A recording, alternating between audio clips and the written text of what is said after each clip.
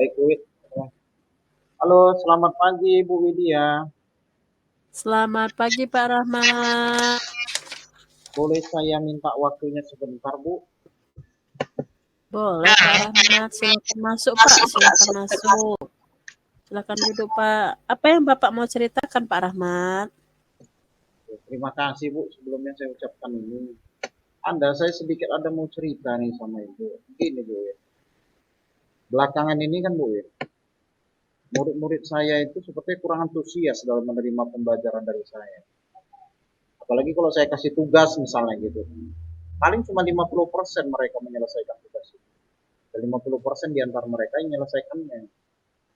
Begitu, Bu. Oh, jadi menurut Bapak Rahmat, kira-kira apa yang Bapak harapkan dari obrolan kita hari ini ya Pak ya? Pastinya kan ini saya ceritanya sama Bu itu tuh kan pengenlah saya dapat solusi atas permasalahan yang saya hadapi ini. Khususnya masalah antusias anak-anak itu, Bu. Tadi Bapak katakan kalau murid-murid Bapak itu kurang antusias ya Pak ya. Kemudian mengerjakan tugas hanya 50% ya Pak ya. Menurut Bapak Rahmat nih, hal apa saja yang membuat murid-murid Bapak kurang antusias dalam pembelajaran bersama Bapak, Pak? Iya, mereka kurang antusias gitu. Jadi kalau menurut saya kan, Bu, kalau saya ingat-ingat kembali kan, sepertinya apa mungkin pembelajaran yang saya lakukan itu membosankan ya?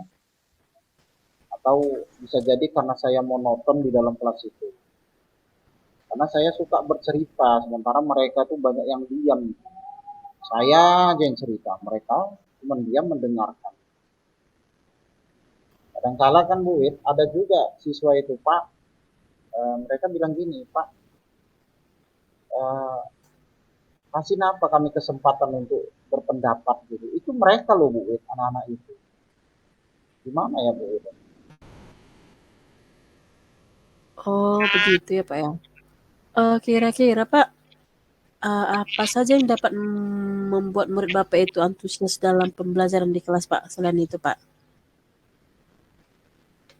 Menurut saya, kayaknya anak-anak itu pengennya itu pembelajaran itu yang asik, nggak monoton, nggak membosankan. Kira-kira itu. Eh, saya sih sependapat dengan Bapak. Lalu, Pak, menurut pendapat Bapak nih, apa saja yang bisa membuat murid-murid asyik dan tidak bosan pada pembelajaran Bapak?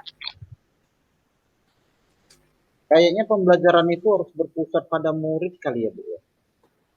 Artinya mereka itu diminta untuk aktif dalam pembelajaran. Jadi nggak monoton kepada saya aja. Kasih kesempatan sama mereka untuk eh, berbicara, mengemukakan pendapat seperti apa yang disampaikan beberapa siswa itu kepada saya. Terus itu kan Bu It, saya pernah dengar ada yang namanya katanya di dalam proses pembelajaran itu seperti game supaya nggak bosan, apa namanya itu Bu It? Yang membangkitkan semangat ya Pak, biasanya sih ice breaking Pak. Ah iya, ice breaking. Saya pernah dengar istilah itu ice breaking. Saya belum pernah lakukan itu. Mungkin itu bagus ya, membuat orang tuh jadi tertarik dengan proses pembelajarannya Bu. Bisa bisa jadi sih Pak. Lalu Pak Rahmat nih, mengenai tugas yang diberikan kepada murid-murid Bapak, apakah penyebabnya sehingga kurang antusias dalam pengumpulan tugas? Kemungkinan bisa jadi karena tugas itu terlalu banyak dan berisi banyak pertanyaan. Tambah lagi, saya memberikan pembelajaran itu nggak banyak sumbernya, Bu. Nggak beragam, jadi nggak mengasihkan lah bagi mereka, monoton jadinya. Hmm. Maaf nih Pak ya, kalau boleh tahu, Bapak menggunakan sumber belajar apa saja di kelas Pak? Biasa saya gunakan itu ada buku teks itu yang dikasih dari perpustakaan, Bu. Hmm. Apakah ada sumber belajar yang lain Pak, selain buku teks yang Bapak gunakan Pak? Sampai saat ini nggak ada sih, memang cuman itu. Cuman kemarin saya dengar dari teman, mereka pakai video YouTube, ada juga artikel-artikel blog yang lain gitu. Bahkan mereka juga nyarankan ke saya, gunakan ini aplikasi yang tren saat ini, begitu kata mereka. TikTok atau yang IG, lainnya lah Bu. Yang penting ada kaitannya dengan proses pembelajaran. Nah, betul sekali tuh Pak Rahmat. Saya yakin sekali bila Bapak Rahmat bisa menggunakan berbagai macam sumber belajar, pasti akan membuat murid-murid antusias dalam pembelajaran ini Pak Rahmat.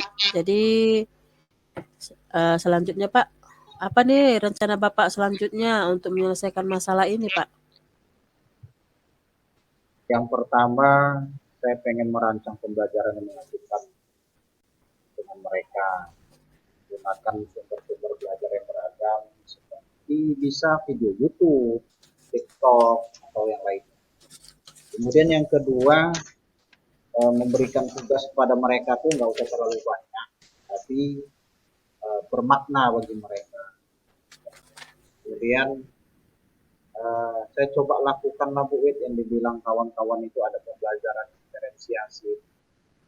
Jadi mereka nggak bosan, mereka juga nggak terpaksa, menyenangkanlah kira-kira menurut mereka. Saya mau coba gitu Bu. Bagus sekali Pak rencana Bapak itu. Mudah-mudahan berhasil ya Pak ya.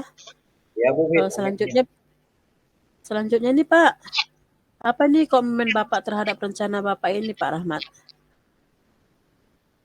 Saya berkomitmen saat ini ya Bu Wit, saya pengennya itu Ya. saya buat rencana pembelajaran yang mengasihkan, kemudian sumber belajarnya banyak, nggak hanya pada satu, sehingga eksplorasi materi itu saya dapatkan. Jadi anak-anak itu merasa senang di dalam belajar, ada rasa penasaran. Hari ini belajar apa ya, besok belajar apa ya, nah gitu duit. Saya cobalah itu, kira-kira menurut saya sepertinya itu baik itu.